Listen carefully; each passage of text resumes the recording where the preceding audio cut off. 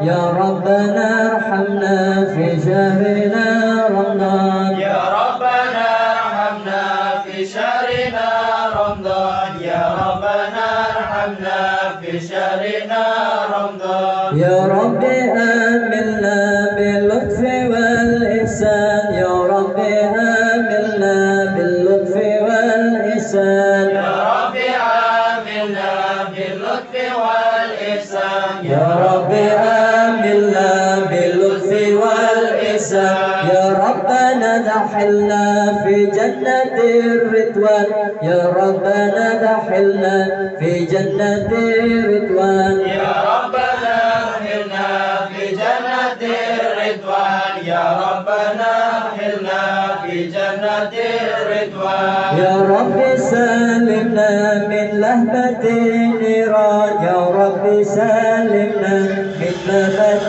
النيران يا رب سلمنا من لهبة النيران يا رب سلمنا من لهبة النيران يا ربنا انفعنا ببركة القرآن يا ربنا انفعنا بالبركة القرآن يا ربنا انفعنا ببركة القرآن يا ربنا انفعنا ببركة القرآن يا سلام سلمنا من عوائق أنقذنا يا سلام سلمنا من عوائق أنقذنا يا سلام سلمنا من أواعي أخذنا يا سلام سلمنا من أواعي أخذنا يا سلام طب سلام بين الزمزم والمقام يا سلام طب سلام بين الزمزم والمقام يا سلام طب سلام بين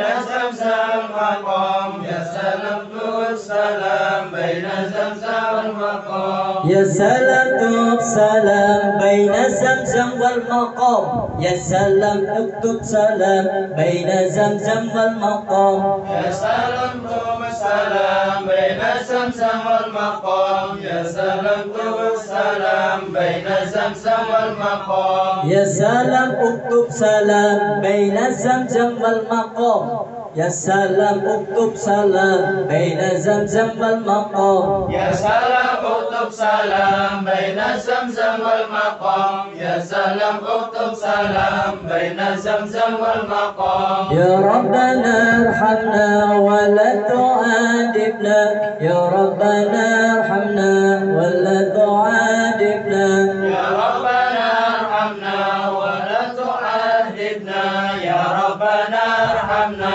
ولا تعذبنا dengerin baik-baik nada ini falas antum.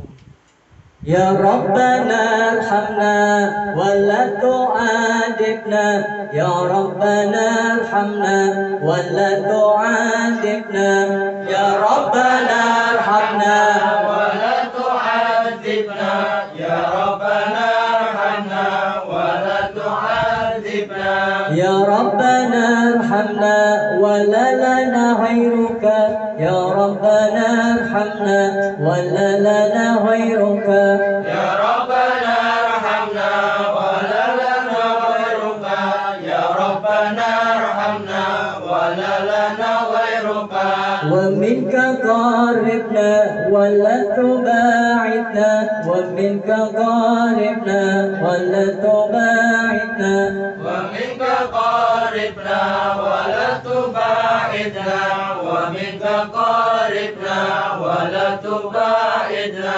محمد الهادي عليه صلينا محمد الهادي عليه صلينا محمد الهدي عليه صلينا محمد الهدي عليه صلينا.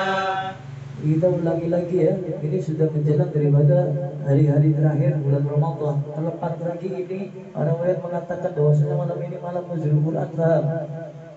Jadi yang baca Quran tinggal mengaminkan saja. Tahu artinya amin itu ya Allah, ya Rabb, kabulkanlah. Kamu mengucapkan amin saja, kok susah.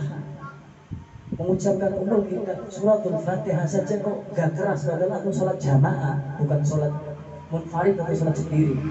Maka ketika sholat jamaah, amin antum keras, tapi bukan pakai nafsu. Amin. Itu Itu ada caranya. Musola seperti itu. Amin.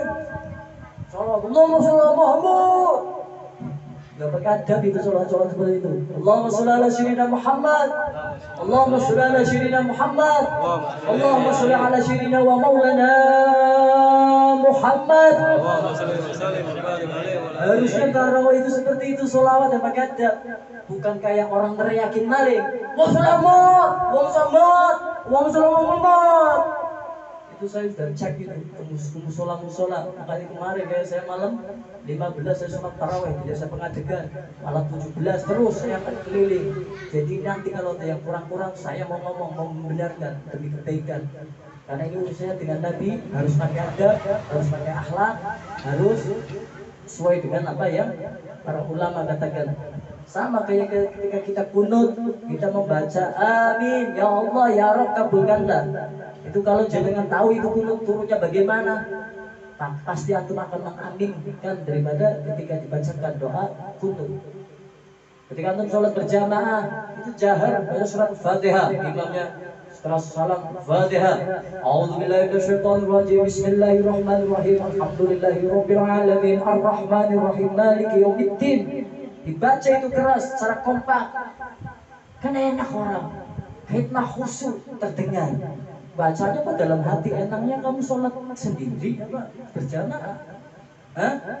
Sama kayak qasidah ini, kamu tinggal baca itu di grup, itu tinggal baca itu di grup, kan ada ya, di share. Oh, Habibnya ngirimin sesuatu di grup, berarti suatu saat ini akan manfaat. Kalau kamu anggap penting itu syair-syair di bulan Ramadan, memuji daripada baginda Nabi Muhammad, memuji bulan Ramadan, maka kamu akan simpan itu syair-syair qasidah yang ada dalam HP kamu.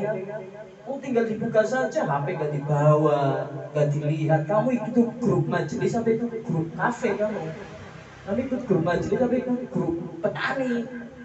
Kamu ikut grup majelis tinggal buka pemberitahuan, di-share, penting manfaat buat kamu saja. Malas nge-share, malas buka. Ngapain ikut grup seperti itu? Buka itu. Kecuali yang saya share itu guru, debat saya, salahkan saya, ingatkan saya. Sekarang diulangi lagi baca itu. Ini malam yang dimana para alim ulama mengatakan diturunkannya Al-Quran, malam nuzul Quran, malam 17 bulan Ramadan. Walaupun banyak alim ulama mengatakan juga selain daripada malam 17 Ramadan itu juga ada malam nuzulul Quran. Ya, jadi baca dengan nada yang pas. Yang nggak tahu ikutin. Yang laki-laki punya suara, keluarkan suaranya. Antum buat bencong, buat taci. Antum laki-laki, yang perempuan ikutin, baca itu di HP, keluarkan suaranya, bukan untuk saya, bukan untuk majelis, untuk memuliakan malam bulan Ramadan, malam nuzul Quran. Ingat, baca dengan keras, dengan baik. Yang nggak tahu ikut baca, lihat HP.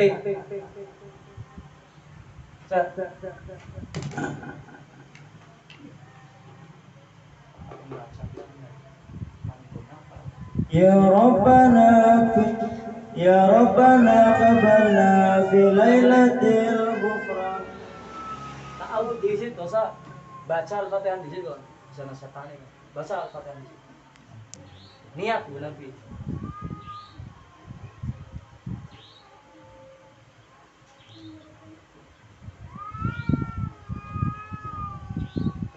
Ya Rabbana balna fi lailatil ghufran. Ya Rabbana balna fi lailatil ghufran. Ya Rabbana balna fi lailatil ghufran. Ya Rabbana balna fi lailatil ghufran. Ya Rabbana fatna fi syahrina Ramadan. Ya Rabbana fatna fi syahrina Ramadan. Ya Rabbana fatna fi syahrina Ramadan. Ya Rabbana fatna fi syahrina Ramadan. Ya Rabbi samihna fi syahrina Ramadan. Ya Rabbi samihna fi syahrina Ramadan. Ya Rabbi samihna fi syahrina Ramadan. Ya Rabbi samihna fi syahrina Ramadan. Ya Rabbi ighfir lana fi syahrina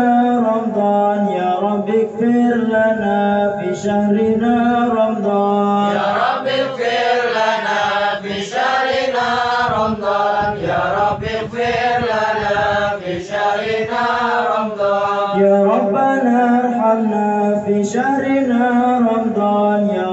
ربنا ارحمنا في شهرنا رمضان يا ربنا ارحمنا في شهرنا رمضان يا ربنا ارحمنا في شهرنا رمضان يا ربي عاملنا باللطف والإحسان يا ربي عاملنا باللطف والإحسان يا ربي عاملنا باللطف والإحسان يا ربي عاملنا باللطف والإحسان يا ربنا ادخلنا في جنة الرضوان يا ربنا ادخلنا في جنة الرضوان ربنا ادخلنا في جنة الرضوان يا ربنا ادخلنا في جنة الرضوان يا رب سلمنا من لهبة النيران يا رب سلمنا من لهبة النيران يا رب سلمنا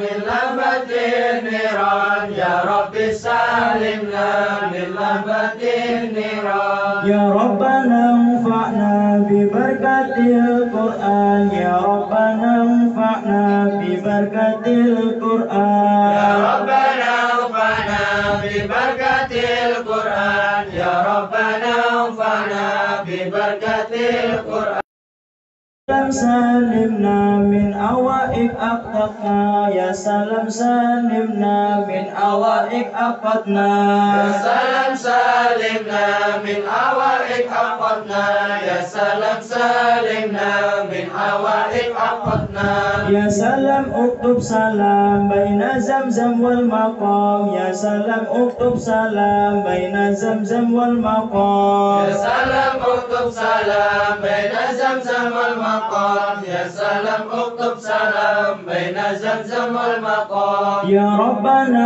ارحمنا ولا تعذبنا يا ربنا ارحمنا ولا تعذبنا يا ربنا ارحمنا ولا تعذبنا يا ربنا ارحمنا ولا تعذبنا يا ربنا ارحمنا ولا لنا غيرك يا ربنا ارحمنا ولا لنا غيرك يا ربنا ارحمنا ولا لنا غيرك يا ربنا ارحمنا ولا لنا غيرك ومنك قربنا ولا تبعدنا ومنك قربنا ولا تبعدنا ومنك قربنا ولا تبعدنا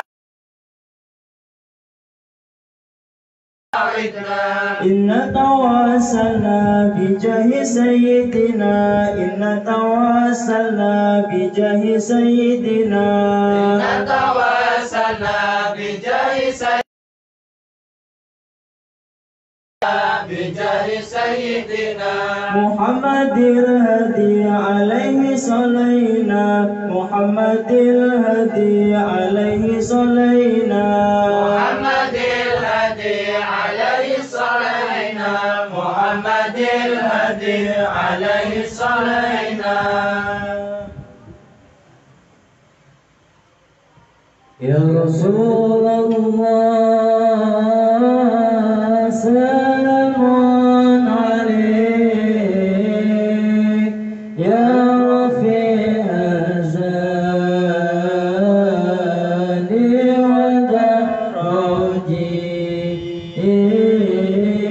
رأفة جيرة العالمين يا وهيل الجود والكرم يا رسول الله سلام عليك يا رفيع الشان والدرج أثبت جيرة العالمين يا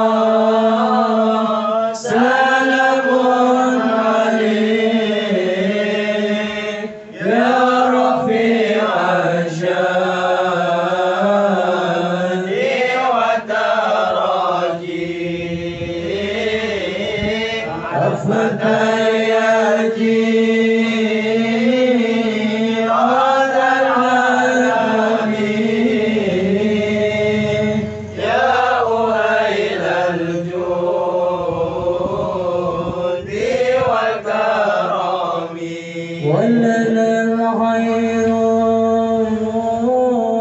الأنام أبوه ولي المرتضى سبوه وإلى السبطان ننتسبون نسبا ما فيه من تقاليد يا رسول الله سلام عليك يا رفيع الشان والدرجة الفتى يا جيران العالمين يا أهيل الجود والكرم مثل زين العابدين علي وابنه البكير غير ولي والإمام الصادق الغافر ولي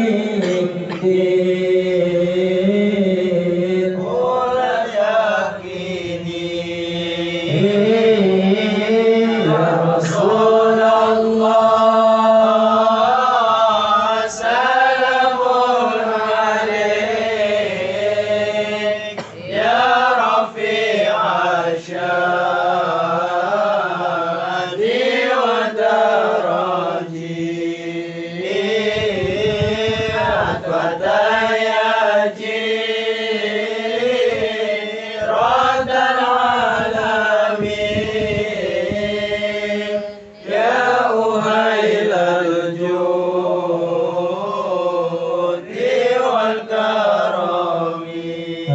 بيت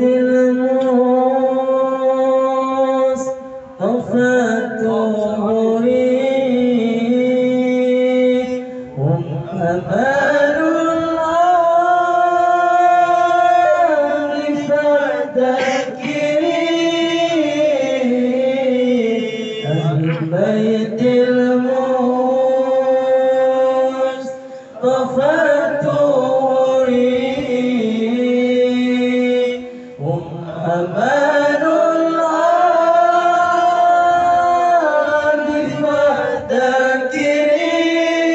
فذكري سمعوا بالآن يمسوني مثل ما قد جاء في سنني يا رسول الله سلام عليك يا رفيع الشان والدرجة الفتى يا جيران العالمين يا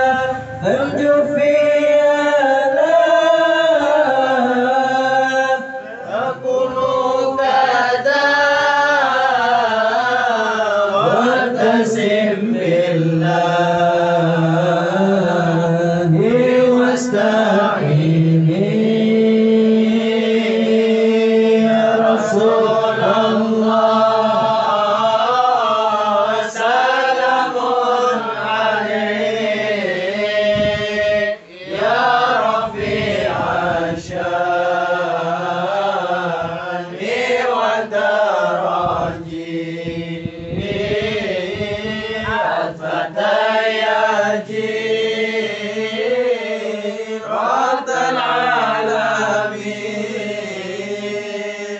يا أهيل الجود والكرم ربي فانفعنا ببركته واهدنا الحسنى بحرمته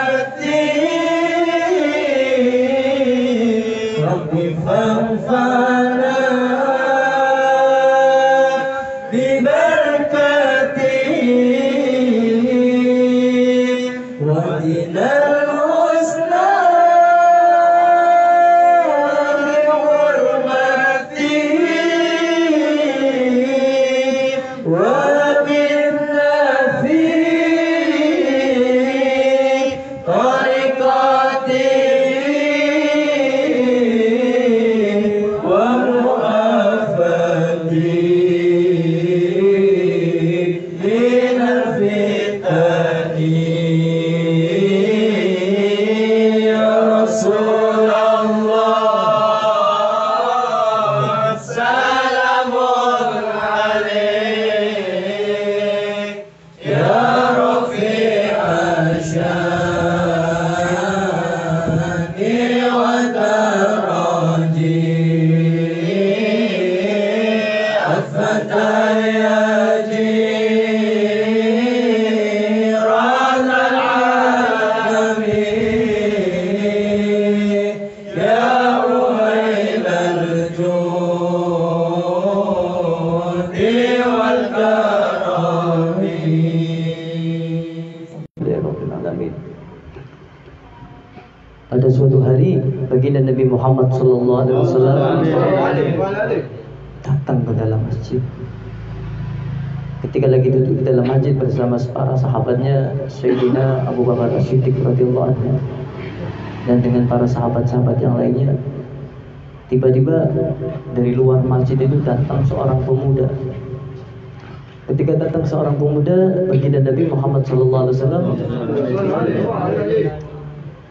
lantas merasa berbahagia dan gembira sambil mengarahkan tangannya, wahai fulan pemuda, datanglah ke sini, duduk di sebelahku.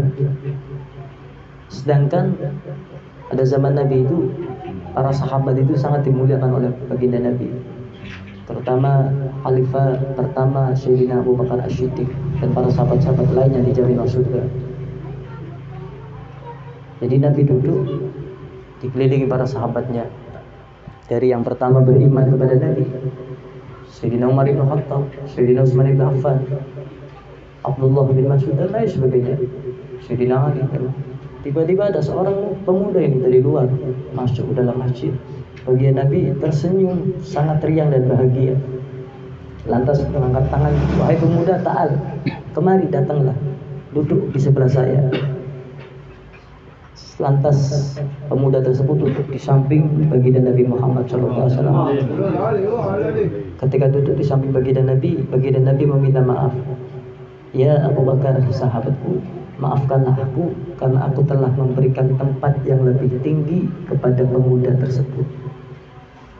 Sayyidina Abu Bakar, sahabat Nabi yang sangat cinta kepada Nabi, walaupun Nabi tidak usah meminta maaf pun, Sayyidina Abu Bakar Siddiq pasti menganggap Nabi semuanya benar.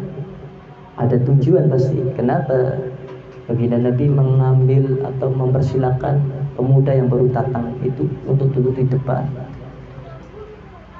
Ternyata ketika Nabi meminta maaf kepada Sayyidina Abu Bakar As-Siddiq,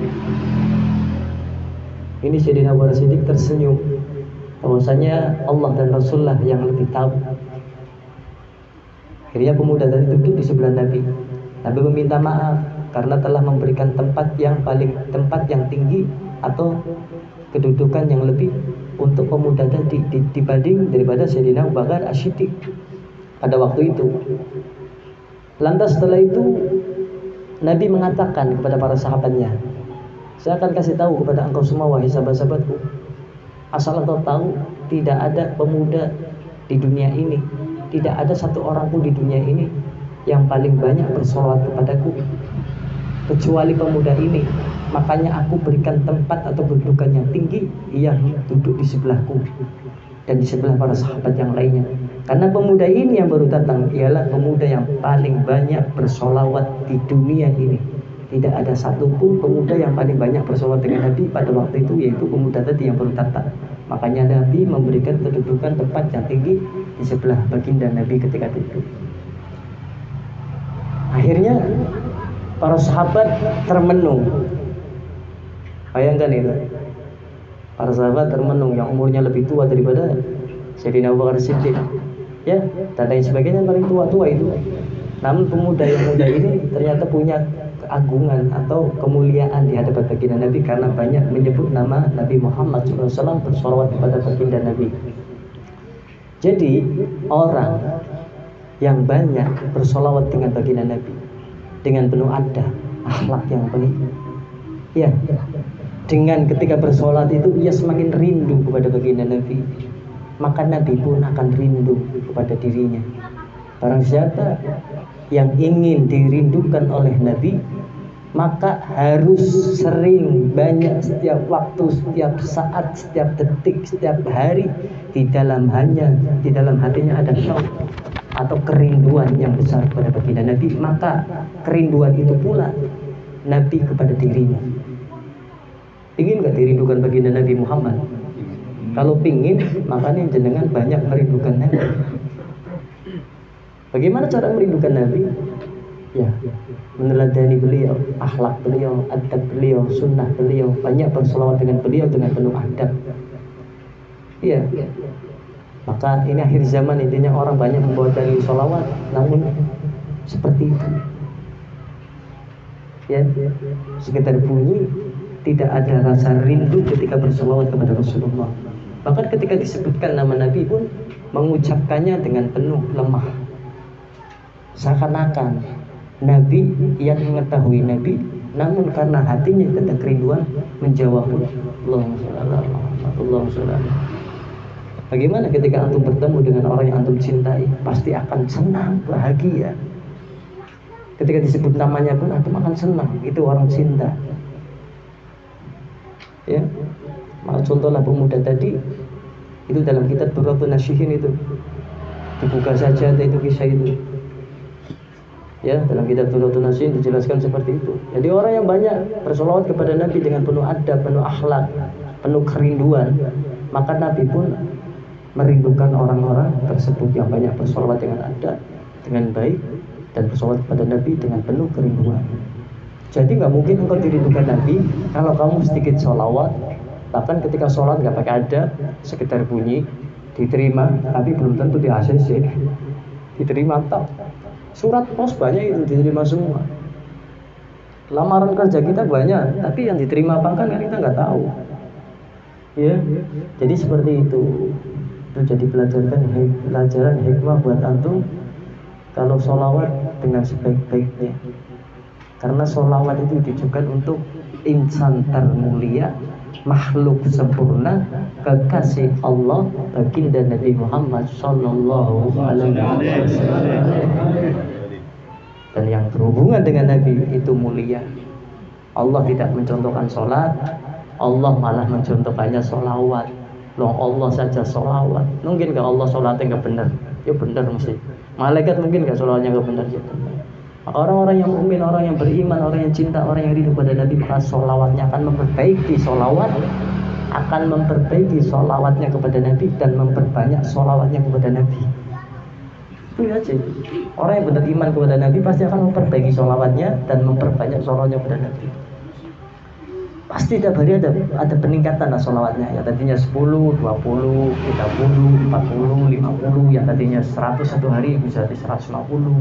Kalau masih saja tandanya sekedar iman kepada Nabi, namun belum dikatakan cinta yang sebenarnya cinta, rindu yang sebenarnya rindu.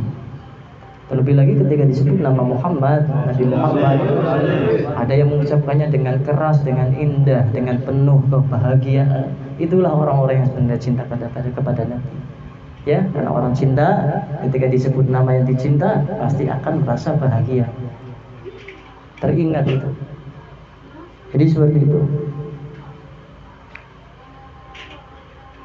Di sini dijelaskan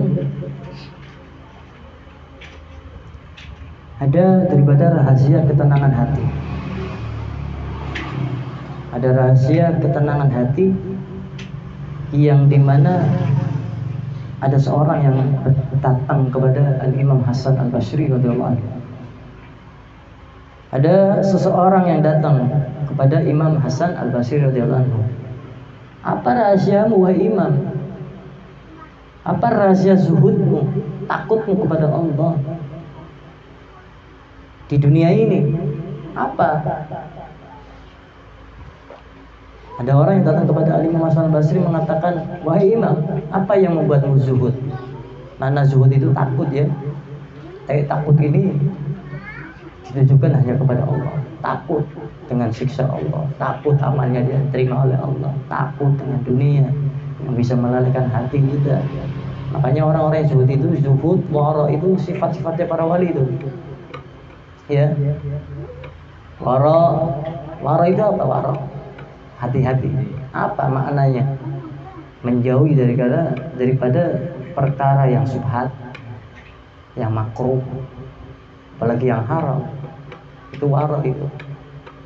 Ya, meninggalkan, menjauhi perkara yang subhat, makruh ataupun haram. Makanya biasanya para wali, orang-orang soleh itu sedikit menyedikitkan ke pasar, kecuali penting. Orang soleh itu menyedikitkan ke pasar. Karena apa? Orang soleh yang semakin zuhud, takut kepada Allah, itu akan menyedikitkan ia berinteraksi dengan pasar, datang ke pasar, bahkan bekerja di pasar, akan jauhi itu. Kenapa coba? Jin, syaitan, kerajaannya ada di laut, kerajaannya ada di gunung. Dan bendera setan, jin, yang menggoda umat manusia, syaitan, anak cucu iblis, itu menancapkan benderanya di pasar-pasar. Makanya tempat yang paling dibenci oleh Allah ialah pasar. Tempat yang paling disukai oleh Allah ialah masjid dan majelis-majelisnya para ulama. Tempat yang paling dibenci oleh Allah, pasar. Dan kalau jenengan soleh, jenengan santri, jenengan ingin memperbaiki diri, pasti akan menghindari itu yang namanya pasar. Walaupun hukum ke pasar halal, tapi mereka orang-orang soleh, kaum solehin akan menyedikitkan ke pasar kecuali jika penting. Kenapa? Di dalam pasar itu syaitan menancapkan bendera perang kepada anak cucu Adam dengan tipu daya, dengan kecurangan, kepicikan, kelicikan, dengan dusta. Ya, di situ kan ada transaksi antara penjual pembeli. Yang baik, yang buruk dikatakan barang dagangannya baik dan lain sebagainya. Ini nggak sampai haram ya. Ini cuma kadar kecintaan, kadar ketakwaan kita kepada Allah. Mereka orang-orang soleh akan menjauhi kecuali penting, dan akan menjauhi makan di pasar. Ya, karena makan di pasar itu para ulama banyak mengatakan orang yang makan di pasar itu makruh, hukumnya itu makruh, hindari itu. Saya kalau bahas pasar, aku ditipuki oleh ibu, akeh oleh. Makanya saya di sini nggak bahas kecuali nanti ketika keyakinan jenengan itu semakin yakin bahwasanya apa yang saya sampaikan itu insyaallah atas dasar ilmu, bukan atas dasar akal saya. Tapi nanti ada waktunya terjelaskan semua itu tentang pasar, sekelumit tentang pasar. Apa yang menjadikan haram, apa yang menjadikan makruh, apa yang dijadikan tadinya halal jadi haram, yang tadinya halal bisa jadi makruh. Ya, perkara pasar itu banyak sekali. Nah, mayoritas ini dekat pasar nih. Susahnya kan itu. Ya. Ini nanti kapan waktunya, nunggu keyakinan. Kalau keyakinan antum semakin bertambah kepada Allah, maka saya akan berikan ilmu sesuai dengan pada keyakinan. Katanya mau ilmu kan dalam.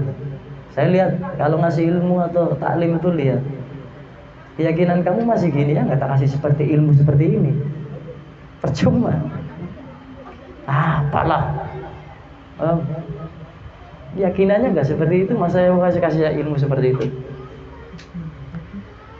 Oke, kita lanjut. Allahumma shalli ala sayyidina Muhammad wa ala ali sayyidina Muhammad. Allahumma shalli ala sayyidina Muhammadin kama wujud fi hadzal ilmi fi kulli wa fil yawmil ma'ashir wa ajr fatihnya wa ala alihi wasallam. Allahumma shalli ala sayyidina Muhammadin tabi'a bi rahmatika ajada wa bi'inna salatu wa salam ala nabiyyina wa ala alihi wasallam. Allahumma shalli ala sayyidina Muhammad wa ala ali sayyidina wa maulana Muhammad. Allahumma shalli ala sayyidina Muhammadin nabiyil ummi habibil maktub ala alihi wa sahbihi jah wa ala alihi wasallam. Assalamualaikum warahmatullahi wabarakatuh. Waalaikumsalam warahmatullahi wabarakatuh. Kunci ketenangan hati. Al-Imam Hasan al-Basri radhiyallahu anhu pernah didatangi oleh seseorang yang bertanya kepadanya, "Wahai Imam, apa yang menyebabkanmu zuhud dengan dunia, takut dengan dunia? Dan apa yang menyebabkanmu memiliki hati yang tenang?" Ya. Lantas beliau menjawab, "Aku tahu bahwasanya rezekiku tidak mungkin akan diambil oleh orang lain sehingga aku tenang." Ya. Jadi ketika ditanya oleh seseorang, Al-Imam Al-Hasan Al-Basri itu mengatakan, "Kenapa engkau tenang wahai Imam? Kenapa engkau tenang? Kenapa engkau zuhud dengan dunia, takut dengan dunia? Saya meyakini karena rezekiku tidak akan diambil orang lain, karena itu hatiku selalu tenang." Itu untuk orang yang bekerja, yang berdagang itu yakin itu. Kalau sudah rezekinya ya bakal datang. Kalau bukan rezekinya, dikejar sampai engkau mengeluarkan darah dari tubuhmu saja tidak akan mungkin datang. Ilzama Rabbi wasdukul ladun wal alhus salama min daril futun la yasuru hamu makudir yakun Allahul muqadir wa alam syun la tukassir amu makudir yakun.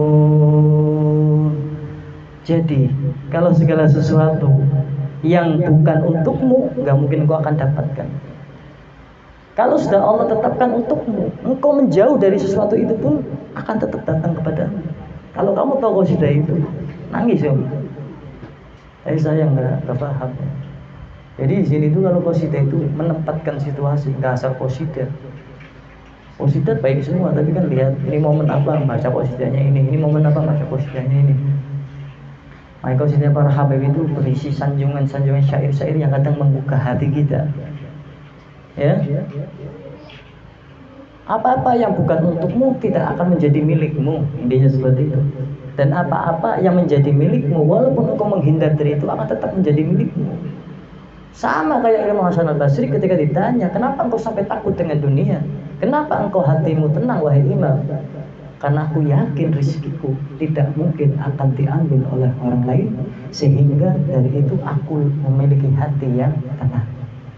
Orang yang berdagang, orang yang bekerja, kalau sudah meyakini rezeki yang telah ditetapkan Allah bakal datang kepadanya, ia akan tenang. Namun jika keyakinan itu disisipi dengan keraguan walaupun sedikit, ya, maka ia akan apa? Coba. Ia akan banyak usaha yang dimana keyakinan tadi sebenarnya engkau tahu jawabannya. Apa-apa yang bisa menjadi milikmu akan menjadi milikmu. Jadi engkau tinggal bertawakal, berserah diri kepada Allah. Ketika diberikan Allah itu bukan dari hasil atau usaha, namun itu karena Allah Subhanahu wa taala menetapkan apa yang telah ditetapkan itu ya menjadi milikmu. Jadi orang yang bekerja, orang yang berdagang, orang yang berbisnis, orang yang jualan itu harus meyakini rezeki itu sudah Allah bagi satu sama lainnya. Allah tidak akan menukar rezekimu dengan rezeki yang orang lain. Allah tidak mungkin mengganti rezekimu dengan rezekinya orang lain. Saling ditukar ya. Kalau kamu sudah dapat situ ya segitu. Tinggal kamu mensyukuri daripada apa yang telah Allah beri. Terus Al-Imam Hasan Al-Basri juga mengatakan, bukan hanya satu ini ya. Yang pertama tadi, karena rezekiku tidak akan diambil orang, karena itu hatiku selalu tenang. Itu yang menjawab Al-Imam Hasan Al-Basri. Terus Al-Imam Hasan Al-Basri juga mengatakan, kenapa hatiku tenang, selalu bahagia? Karena aku tahu amalku itu tidak mungkin dikerjakan orang lain. Karena itulah aku sibuk mengisi waktu-waktuku untuk beramal soleh. Apa kalau jenengan sakit, sholat jenengan yang gantikan sholat anak yang jenengan ya?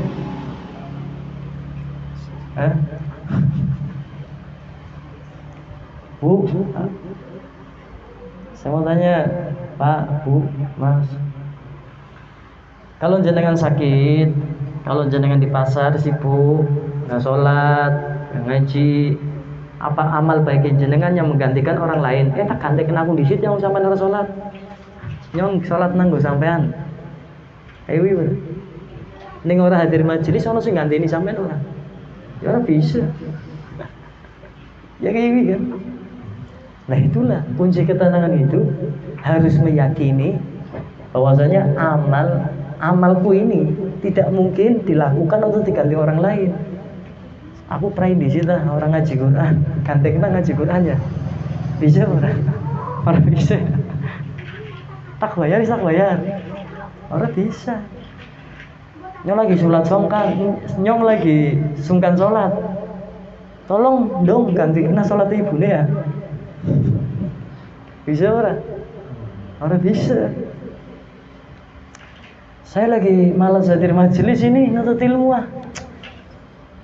tolong gantikan ya. Bisa gitu?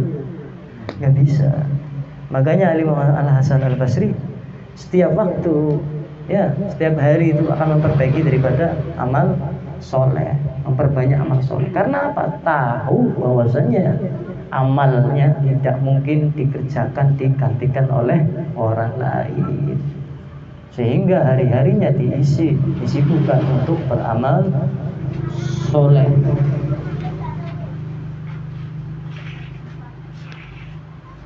Kan?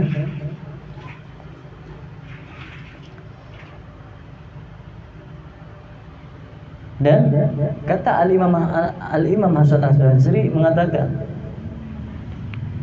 kalau amalku saja tidak bisa digantikan oleh orang lain, tidak bisa dikerjakan oleh orang lain, maka dari itu aku banyak beramal soleh.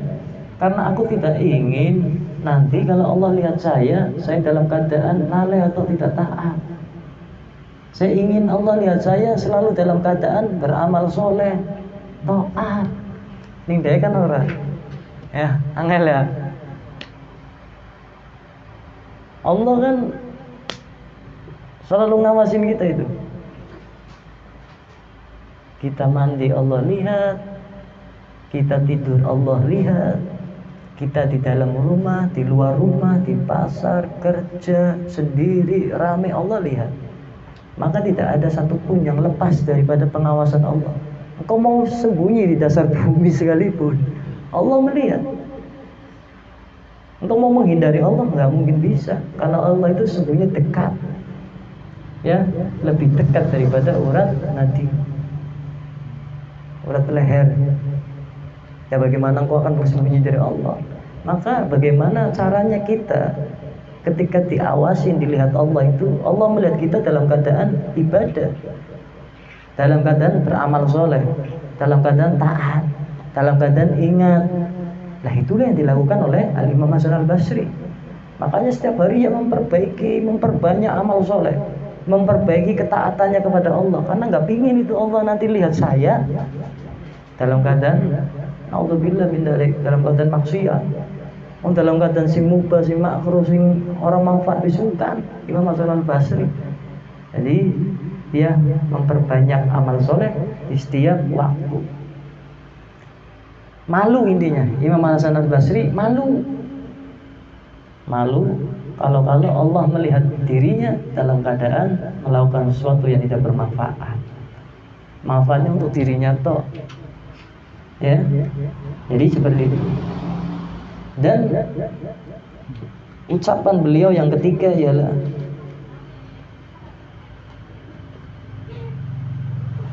ucapan dari Imam Al-Hasan Al-Basri, Imam Hasan Al-Basri radhiyallahu anhu yang ketiga ialah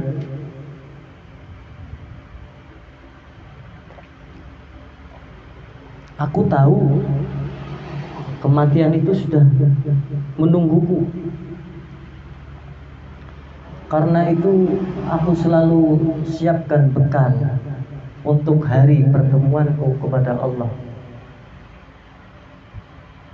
Al-Imam Hasan Al-Basri mengatakan dan meyakini itu, menyadari itu dalam hidupnya, dijadikan pedoman bahwasanya aku tahu kematianku itu menungguku. Makanya aku selalu mempersiapkan bekal yang banyak untuk suatu hari nanti aku berjumpa dengan Allah Subhanahu wa Ta'ala. Ya, itu 3 hal yang diucapkan Al-Imam Hasan Al-Basri ketika ditanya oleh seorang pemuda yang mendatangi beliau, kenapa jenengan memiliki hati yang lapang, yang tenang, hidup jenengan tenang, kenapa? Ya, pegangannya 3 itu. Meyakini rezekinya tidak mungkin diambil orang lain, maka dari itu aku tenang. Apa sing Allah meweng mbak aku, berarti mbak aku orang mungkin ngomong dia. Sing ngomong dia, orang mungkin dijuli. Sing orang bakalan mbak aku, ya orang bakalan aku oleh. Sing gaya hati tenang gue, ingin tenang kan? Ano kan ngangkloy umat ndak sih, gelisah orang tenang. Itu lu amalnya. Sing duwe permasalahan senenge maning ora tenang, maning ora tenang. Gelisah, permasalahan, wis wajar manusia hidup. Tidak hanya mengamalkan tadi ya nasihat daripada Al-Imam Hasan Al-Basri, rezekiku tidak mungkin diambil orang lain sehingga hatiku tenang. Ya, amalku tidak mungkin digantikan oleh orang lain. Maka dari itu setiap hari, setiap waktu saya memperbanyak amal soleh karena saya malu. Nanti kalau Allah lihat saya dalam keadaan melakukan sesuatu yang tidak bermanfaat, melakukan sesuatu yang tidak baik, terlebih lagi maksiat, saya malu. Maka dari itu aku tenang, hatiku tenang. Dan yang ketiga, aku meyakini kematian itu setiap hari menungguku. Tinggal Allah itu ya berkata, mati. Imam Hasan Basri meyakini kematian itu setiap hari menungguku, ajal itu menungguku. Maka dari itu aku selalu siapkan bekal itu setiap hari, memperbanyak amal itu, agar di suatu hari nanti bekal yang saya bawa bisa berjumpa dengan Allah cukup. Sekarang jangan nunggu dipanggil sholat nggak sholat, jangan nunggu disolatin. Ya, dikumandangkan azan, sholat nggak sholat, nunggu disolatin. Baca Al-Quran berdebu. Bacanya ketika ada waktu luang, bukan menyempatkan waktu untuk membaca Al-Quran, tapi menunggu waktu untuk bisa baca Al-Quran. Baca Al-Quran, jangan nanti Al-Quran dibacakan untukmu. Yasin wal Qur'anil Hakim. Sholat sebelum antum disolati. Kalau sempat sholat jamaah di belakang imam, sebelum nanti imam di belakang kamu. Mati sih kamu. Mayitnya di depan, imamnya di belakang kamu. Allahu Akbar. Allahu Akbar. Ya. Ada waktu sholat, mampu berdiri berjamaah, lagi-lagi masjid ke musola jadi jamaah di belakang imam. Jangan nanti kapan waktunya engkau disolati di depan imam. Berarti apa? Keranda orang mati kan itu sholatnya di depan imam, disolati. Baca Al-Quran, jangan nanti tunggu kamu dibacain Al-Quran. Yasin wal Qur'anil Hakim innaka laminal mursalin ala syiratim mustaqim. Ya, maka Al-Quran dibuka dibaca. Jangan nanti tetangga datang bawa Yasin, bawa Al-Quran, bacain kamu Yasin, Al-Quran. Sedekah, masih diberikan sehat, nikmat, perbanyak, perbaiki sedekah. Jangan nanti ya harta yang kamu miliki disedekahkan ketika kamu mati. Manggil orang sih itu tahlilan yuk 40 hari ini kan baru sedekah. Jadi masih itu sedekah. Jangan nanti ketika mati peninggalan kamu uang itu yang kamu cari berat dikeluarkan akhirnya. Untuk apa sih? Beli beras, beli telur, beli makanan. Untuk apa? Disedekahkan kepada mereka yang mendoakanmu di dalam rumahmu. Nanti kamu mau bersedekah. Ya. Jadi seperti itu. Itu kehidupan. Orang yang meyakini kematian itu dekat, maka ia pasti setiap harinya akan memperbaiki daripada amal, memperbanyak amal soleh. Tidak akan luput dalam kebaikan sedikit pun. Ingin menghiasi hari-harinya selalu melakukan kebaikan. Karena kan nggak tahu itu kapan, wafatnya kapan, matinya kapan. Memperbaiki dirinya dalam setiap waktu. Itulah yang dilakukan Imam Hasan Al-Basri, sehingga Al-Imam Hasan Al-Basri radhiyallahu anhu memiliki ketenangan hati yang luar biasa. Maka jangan tertipu dengan mudah, karena mati tidak melihat mudah. Ya, jangan tertipu dengan mudah. Yang masih muda, saya masih muda, nantilah matinya tua. Nggak bisa, karena syarat mati itu tidak harus tua. Dan jangan terpedaya dengan tubuh yang sehat. Kenapa coba? Karena mati itu tidak, syaratnya tidak harus sakit, Pak, Bu. Jangan terpedaya sehat. Karena mati itu syaratnya tidak harus sakit. Mati syaratnya tidak harus muda, tidak harus tua. Dan jangan berdaya dengan harta kekayaan. Karena si kaya pun tidak pernah itu menyiapkan kain kafannya sendiri. Makanya Imam Syafi'i radhiyallahu anhu, saya heran kepada manusia, kenapa mereka sibuk dengan sesuatu yang bakal meninggalkannya, namun tidak menyibukkan diri menyiapkan apa yang perlu disiapkan bekal akhirat. Apakah mereka tidak tahu bahwasanya kain kafannya itu lagi ditenun? Imam Syafi'i nyong bingung ya kalau menungsa. Nah apa Imam? Iya pada sibuk mana sing ora manfaat. Wargi weteng nyenang nati tak gawe sugih dunia nih tak. Barang ngerti apa sih ya? Wis ngerti mati kayak kain kafane kayak lagi ditenuni. Sing dodol siap-siap dari ngenteni sampean tuku ngono, tukune keluargane. Sekali-kali mampir maring tuku kain kafan. Yo kain kafan pira? Ngono. Dituku kuwi. Siapna. Jadi engko nikmati orang ngrepoti wong.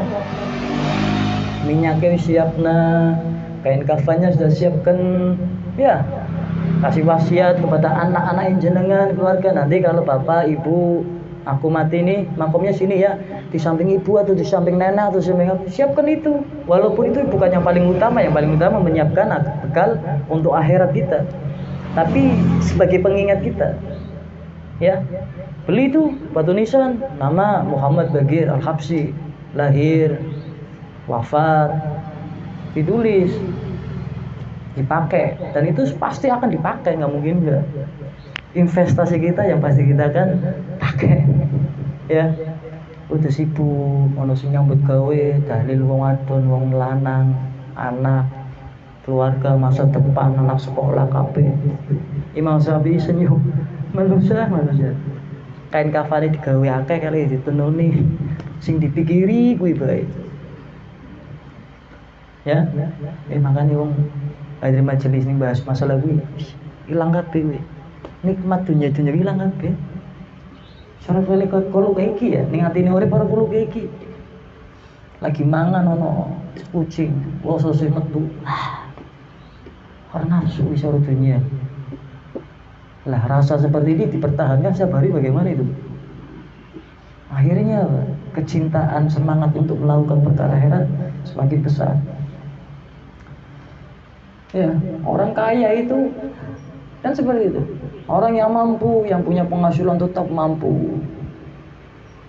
Dia lupa bahwasanya nanti yang dikeluarkan dari uangnya hanya beli kain mori putih yang paling bagus 2 meter. Berapa sih Bang paling?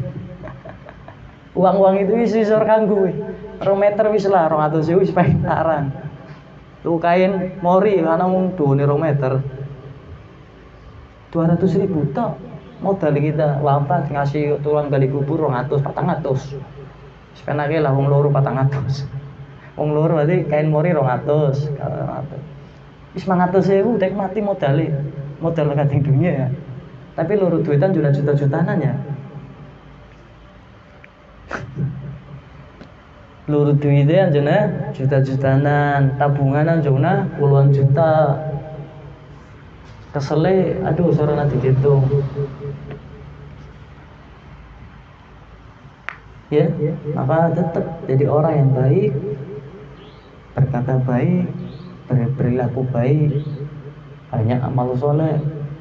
Walaupun tidak banyak orang yang mengenalmu, tapi tetap kamu melakukan sesuatu yang baik, yang manfaat untuk orang lain, manfaat untuk kamu, manfaat untuk keluarga kamu.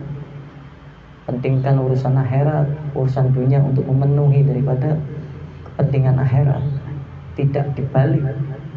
Ya. Jadi seperti itu, nanti ngomong harus seperti itu atau enak. Ya. Ini ada makalah daripada Al-Imam Ibnu Mas'ud radhiyallahu anhu. Masya Allah ini perkataannya.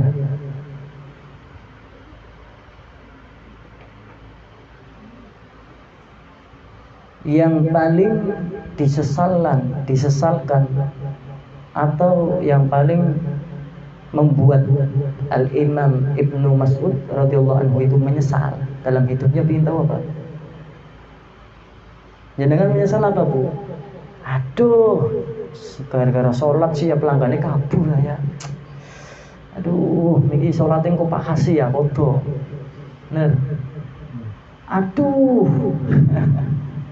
Asal urusan dunia terus. Gara-gara sholat pelanggannya kabur. Gara-gara nyong meweh bantu kai sih ya. Kayaknya saya kira gak kekurangan mau nyesel nyong meweh gua nggak mau ah. Nyong kekurangan kalau tak duitnya tak ada wong. Dan lain sebagainya ya. Tapi ada satu penyesalan ataupun yang paling disesalkan Al-Imam Ibnu Mas'ud radhiyallahu anhu. Ya, dalam hidupnya Imam Ibnu Mas'ud itu sangat menyesali, sangat menyesalkan jika matahari terbenam, amalnya tidak bertambah. Paham? Al-Imam Ibnu Mas'ud radhiyallahu anhu sangat menyesali jika pada waktu itu masih hidup, matahari terbenam ini waktu maghrib, namun amalnya masih gitu-gitu aja, nggak ada peningkatan. Ini dia apa? So, tolong wajib 5 waktu, alhamdulillah kok. Ya, tolong wajib, alhamdulillah wis mending sholat, zakat ku, Idul Fitri ya cepet lalen, nego ning suge kaji ya. Kan seperti itu. Lah itu yang disesalkan Imam Ibnu Mas'ud ialah ketika matahari terbenam namun amalku tidak ada, tidak bertambah. Bayangkan itu. Makanya kan setiap mukmin, muslim yang baik itu yang selalu meningkatkan amal itu. Jangan kamu itu kayak gini nih. Saya ini contoh saya. Saya kalau melakukan amal ya, urusan amal kan nggak tahu terima atau tidak. Harusnya kan ragu ya, aduh akeh sholawat ya, istighfar, akeh sholat sunnah, akeh meweh. Tapi orang ngerti diterima apa orang Gusti Allah. Harusnya kan banyak ragu, tapi saya enggak yakin. Biasanya kalau ragu kan sedikit amalnya. Maka kunci cara mengamalkan amalan yang istiqomah itu harus yakin, walaupun amal itu Allah yang tahu diterima atau tidaknya. Saya setiap hari selalu meningkatkan amal itu. Satu hari itu pasti harus ada amal yang saya tingkatkan. Contoh, satu hari ini saya sholawatnya 10 kali nih. Besok saya harus 20 kali. Itu harus. Kalau nggak bisa, berarti tak qadha itu. Besok 20 kali nggak bisa, berarti besoknya lagi harus 30 kali. Dikali lipatkan. Hari ini baca Al-Quran 2 lembar atau 1 lembar atau 1 muqrah. Besok 2 muqrah, 2 lembar. Itu karena saya nggak tahu mana amal mana itu yang akan diterima Allah. Kalau jenengan gimana coba? Merasa aman ketika sholatnya dijalankan wis aman, zakatnya ditunaikan aman. Apakah cukup itu ya? Kan enggak sih. Apa cukup itu? Ini sholat stabil. Ya, makanya perbanyak amal lah. Perbanyak amal di sisa umur, di sisa hidup kita, agar kita tahu ya, nanti ketika disidang oleh Allah itu tahu mah, oh ini amal kita, amal saya yang diterima itu ternyata ini. Ternyata ini. Yang lainnya aduh terhapus karena ujub, karena riya, karena penyakit-penyakit hati yang lain ya. Naudzubillah min dzalik. Jadi di antara orang-orang yang berakal, akalnya jalan ya, imannya ada, agamanya Islam, maka pasti setiap hari itu ada peningkatan amal. Hatta satu tetap ada. Karena apa? Ini sih modalnya ini akalnya jalan, nggak gila, imannya masih ada dalam hati, dalam dada, agamanya masih Islam. Kalau amalnya dari kemarin dan hari ini sama, nggak jalan itu. Kayak orang-orang gila. Gila, dikatakan gila kan nggak mau, kamu kok gila sih? Saya normal, kenapa? Saya bisa kerja cari uang, kok gila. Saya ngomong masih lancar, kok gila. Ya kamu gila. Kenapa? Kamu nggak tahu amal kamu diterima atau tidak? Amalnya segitu tok. Ngantin amal luwet tok. Kalau orang ngerti amal diterima orang. Maka dari hal itu kita bisa belajar ya. Allah berikan akal, Allah berikan iman, Islam untuk kita agar akal kita mau berpikir, meningkatkan keimanan kita, ketakwaan kita dengan amal soleh, dengan ketaatan, dengan beribadah yang banyak kepada Allah. Karena kita sungguhnya tidak mengetahui amal mana yang mendapat keridhaan Allah dan amal mana yang diterima oleh Allah Subhanahu wa ta'ala. Jadi seperti itu. Ya, 3 menit lagi selesai. Ini bulan Ramadan ya. Ini di antara kamu meningkatkan iman, takwa, memperbaiki akhlak, adab, amal kamu itu di bulan Ramadan. Karena apa? Bisa menutup bulan-bulan yang kemarin. Karena amal kebaikan sini kan dilipat gandakan itu. Jangan sampai sudah di bulan Ramadan malas-malasan tok. Hanya mengandalkan amal wajib. Sunnah yang sering dijalankan di bulan Ramadan kan hanya tarawih sih. Ya, umumnya orang ya salat tarawih. Bahkan ada orang yang tarawih saja nggak dilakukan karena dunia, sibuk kerja. Dia nggak mikir apa ya, nggak mungkin saya bisa sholat tarawih di selain bulan Ramadan. Iya kan? Yang orang mungkin bisa sholat tarawih 6 bulan Zulhijjah, Zulqa'dah, di bulan Muharram, di bulan Rajab bisa orang sholat tarawih. Orang bisa ya. Berarti sholat tarawih khusus ya, diberikan Allah pada bulan Ramadan, tapi masih saja ada yang ninggal sholat tarawih ya. Gimana sih itu? Saya bingung gitu. Menyangka itu umurnya itu masih ada nanti tahun depan gitu ya. Seakan-akan umurnya masih ada nanti tahun depan. Ternyata apa? Malaikat itu, aduh ini sebentar lagi jatahnya orang ini nih. Ini kok Allah nggak nyuruh kapan sih ya ini?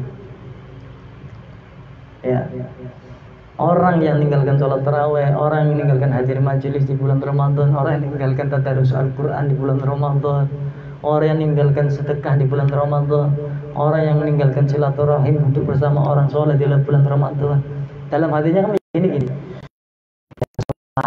saya sudah melakukan saya merugikan orang lain, saya juga ini tonggo keluarga kok, dan meyakini masih ada tahun depan, saya kan masih insya Allah bisa lah, dengan dalil insya Allah saya masih hidup. Tapi ternyata di catatan itu daftar kematiannya itu tinggal 2 bulan apa 3 bulan lagi apa 1 bulan lagi. Makanya kematian itu rahasia sih, agar kita semakin banyak meningkatkan amal soleh. Ternyata ketika mati kan gak menyadari itu. Jadi orang ketika baru wafat itu dia tidak menyadari bahwa dirinya itu wafat. Kok banyak orang ini datang ke sini ngapain? Itu siapa sih? Ngomong seperti itu. Ruhnya yang di dekat jasa itu melihat, dan itu kirainya mimpi. Perjalanan kematian kalau saya ceritakan kamu ngeri ya. Orang itu ada sakaratul maut ya. Allah seperti memutarkan film itu. Dari pertama kita keluar dari perut ibu itu jelas itu. Kita melihat keluarnya kita bagaimana nih. Dalam perut itu kita melihat. Sedangkan kita ketika dikeluarkan nggak melihat kan. Tapi ketika sakaratul maut lagi, Allah tunjukkan semua itu seperti di setel kaset putarkan film dari pertama ibu kamu hamil sampai hendak keluar bayi, ditunjukkan dari jalan keluarnya itu ditunjukkan itu. Bukan hanya ketika keluar dari kemaluan ibu, tapi dari dalam perut mau keluarnya itu susahnya ditunjukkan oleh Allah.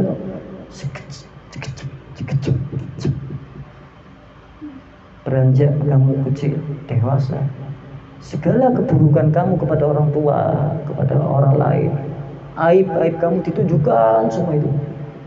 Dan kamu melihat itu filmnya kamu sendiri, kamu merasa sakit, tersiksa itu. Jika yang dilihat itu, nanti Allah tunjukkan yang dilihat kamu itu ketika sakaratul maut, keburukan-keburukan kamu merasakan siksa itu.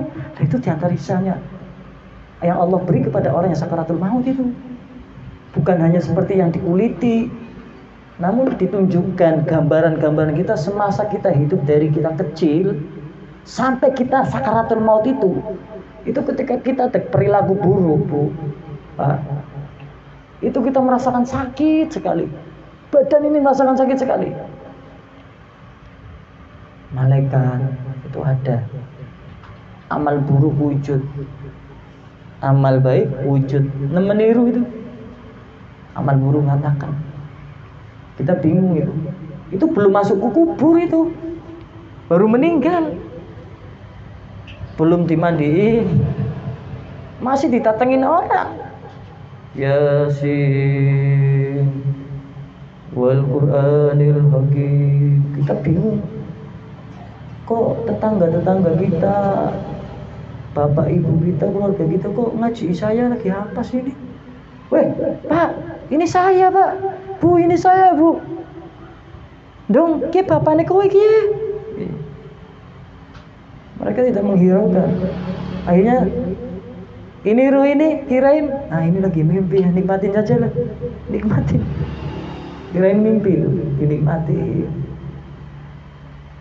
Amal-amal itu buruk datang dengan wujud jasad menyeramkan. Itu belum di alam kubur ya ini ya, belum dimakamkan jasad jenengan, baru meninggal. Amal buruk itu datang itu,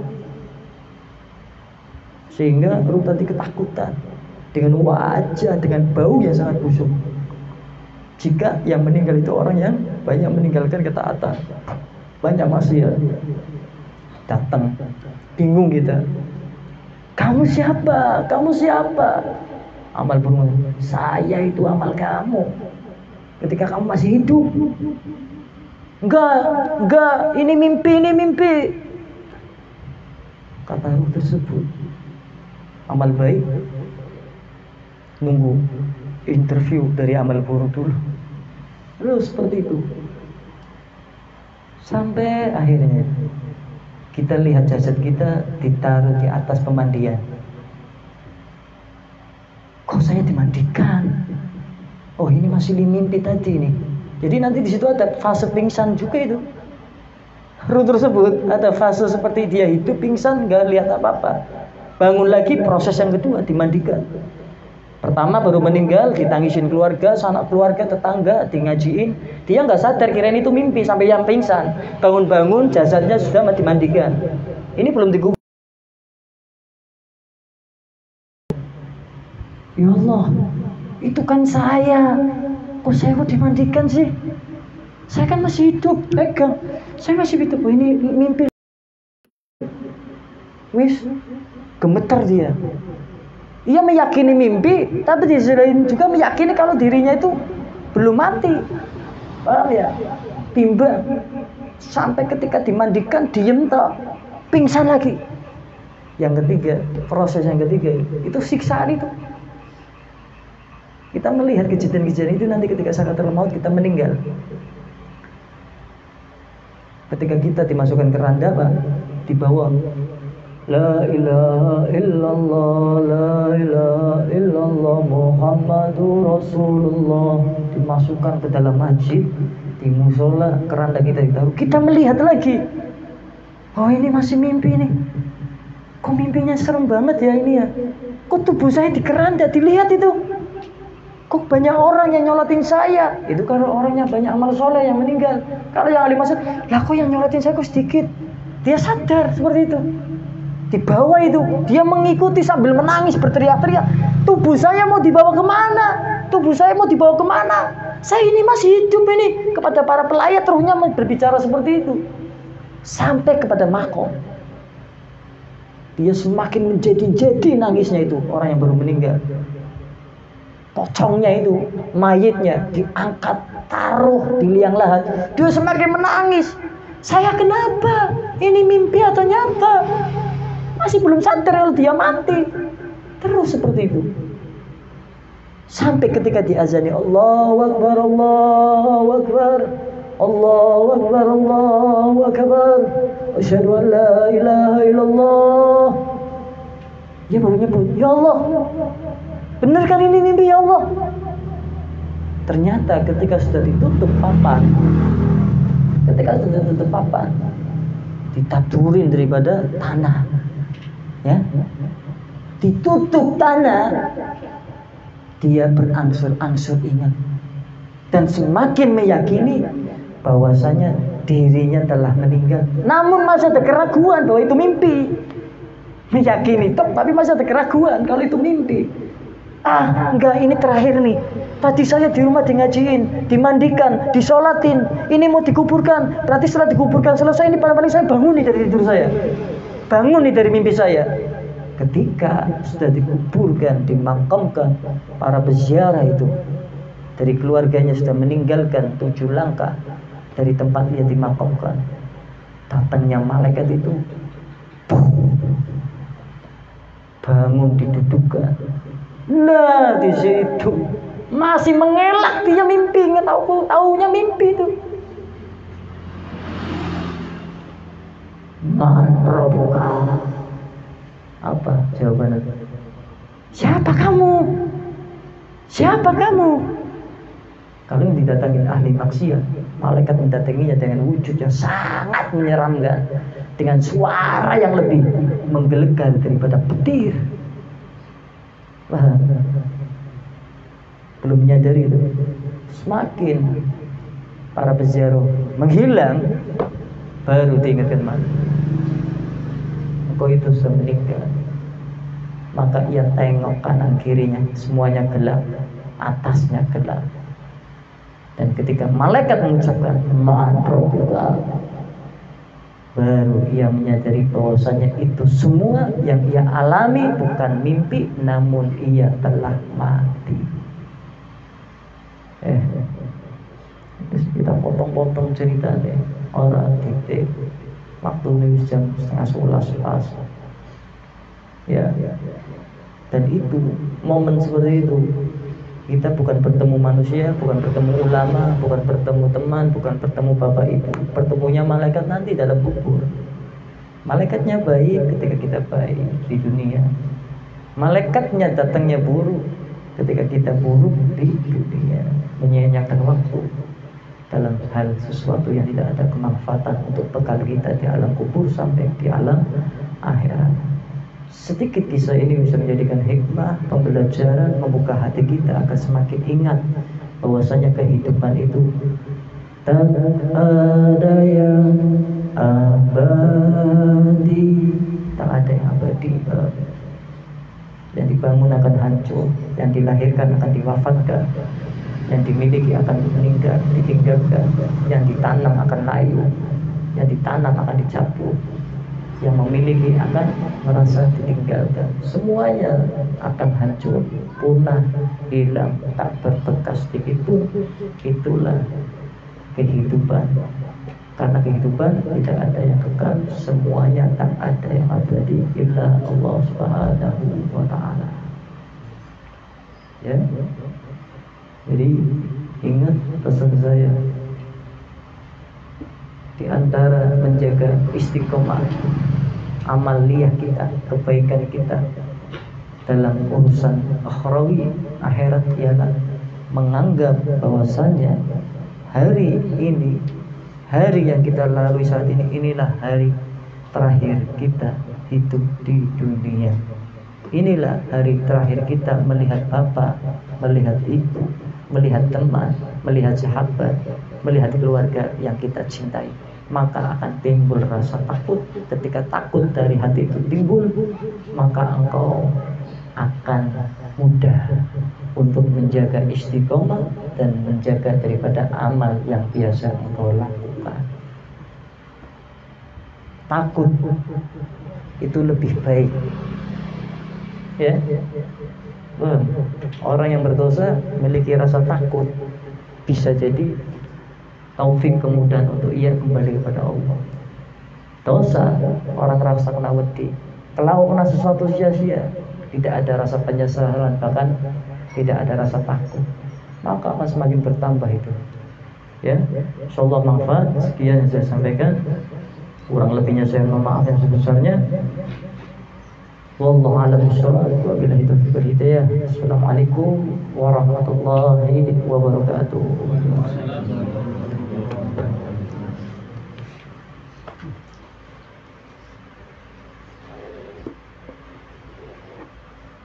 اقرف الهاب أهلي الحق والسلام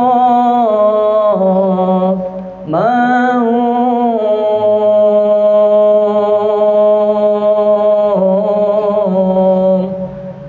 في طريق التقى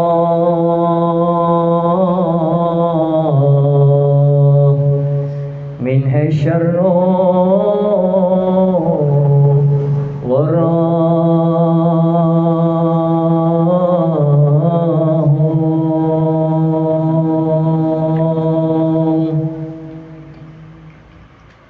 أو تعالى بهم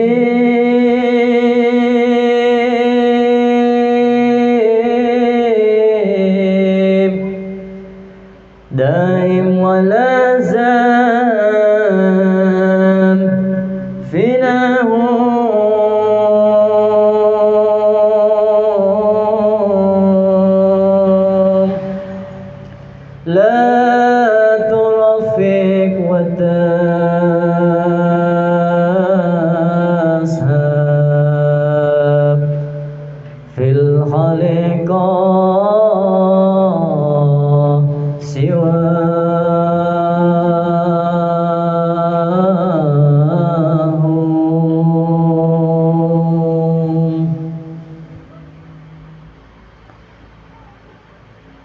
جد وعن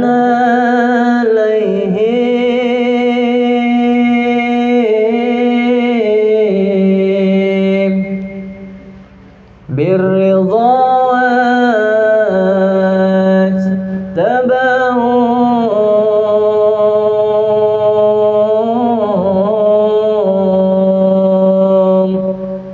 يلاهم قم يرضى ربنا من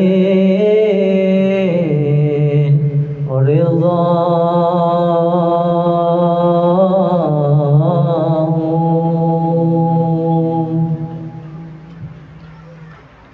فسفي ما سعى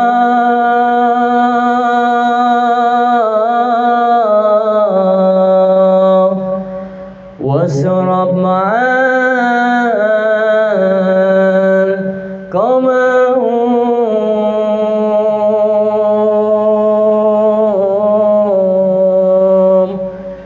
ألا يحبق ربك مثل ما قد حباه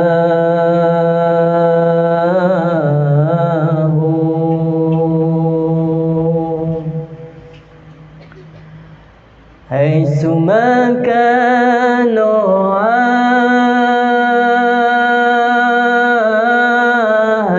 عهدوا في مجالس صفاهم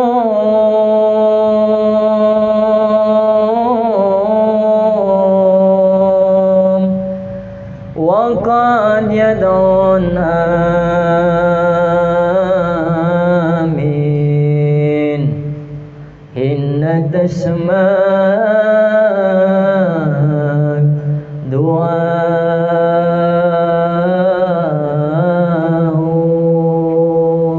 دعاهم والتمس من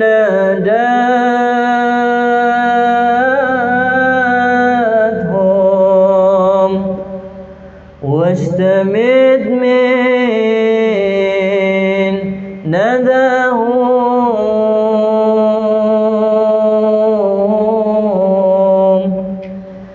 فإن فيما شاء أو خير الورى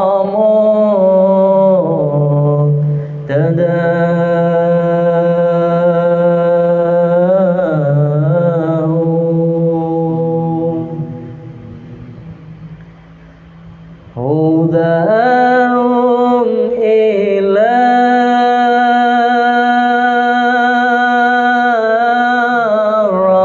الرب وسيئات بينهم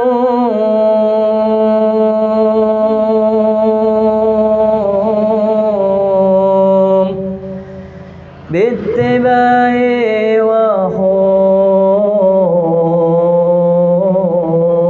وحبي حقق الله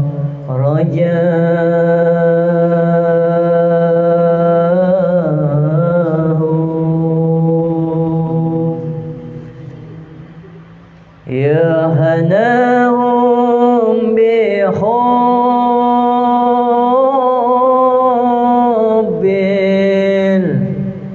المصطفى يا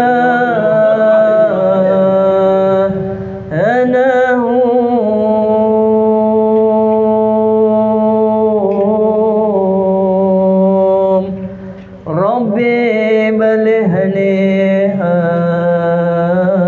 أما لي بجاهي كما هم والصلاة على خير الورى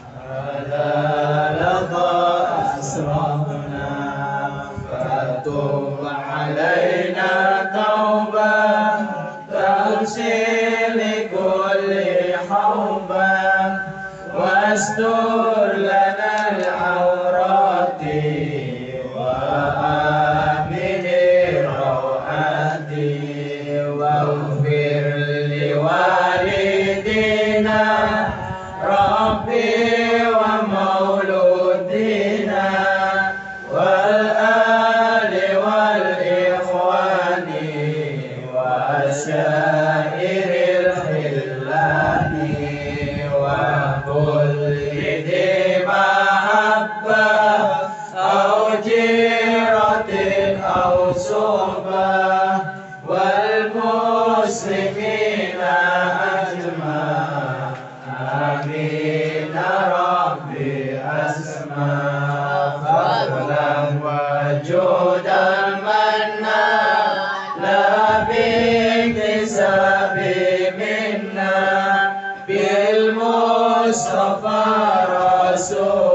رسولنا بكل سؤل صلى وسلم ربي عليه عند الحبيب وآله وصحبه عدد تأسيس صحبه والحمد لله في المجد والثناء والحمد لله في المجد والثناء يا ربي بالمصطفى بلغ مقاصدنا واغفر لنا ما مضى يا واسع الكرم هو الحبيب الذي ترجى شفاعته لكل حول من الأحوال مجتهد مولاي صل وسلم